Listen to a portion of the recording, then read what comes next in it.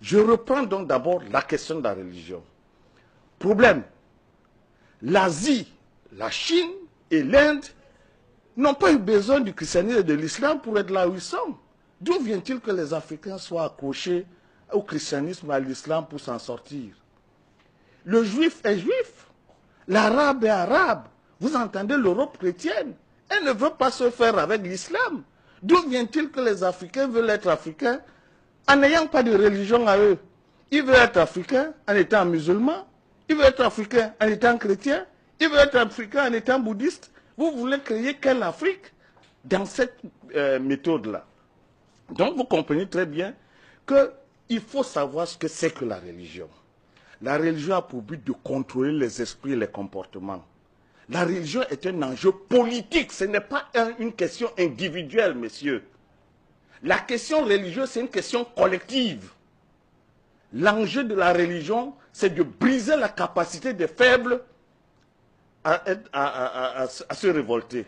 Et pendant ce temps, cette même religion n'empêche pas les puissants de continuer à être puissants. Conséquence, si vous êtes dans cette religion, vous êtes perdu. Qui plus est, ces religions sont des prétentions. Vous avez écouté tout à l'heure notre ami Balok. C'est une hérésie de dire que Jésus va vous sauver ou Mahomet. D'abord, Jésus et Mahomet doivent être aux arrêts. Pourquoi aux arrêts? Voilà des personnes qui ont la prétention d'avoir eu Dieu en esprit et qui ont organisé des religions qui ont conduit au génocide, qui payent la facture.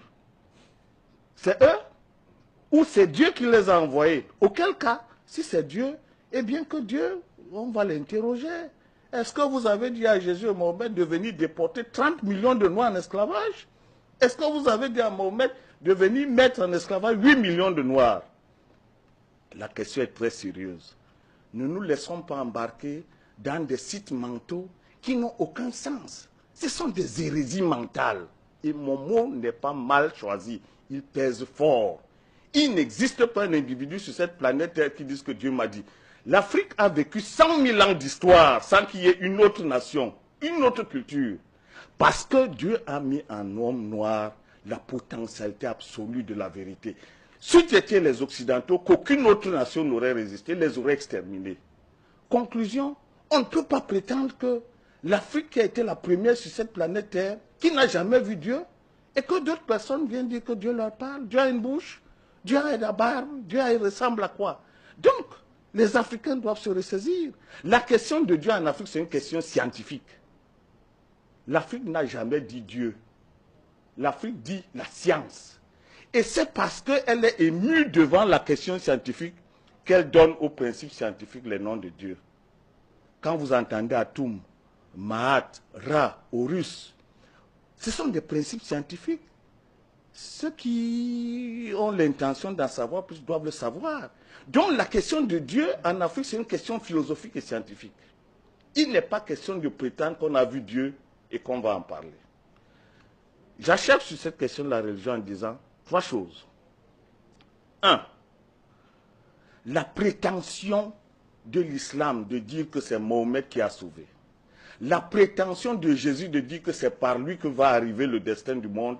Voilà la première base de division la plus fervente de l'humanité. Ce sont des religions exclusivistes. Le seul fait que chacun prétende que tu ne passes pas par moi, tu ne vas pas voir Dieu, tu es perdu. Et vos mamans, vous les laissez à qui? Si le salut est individuel, votre famille, vous la donnez à qui?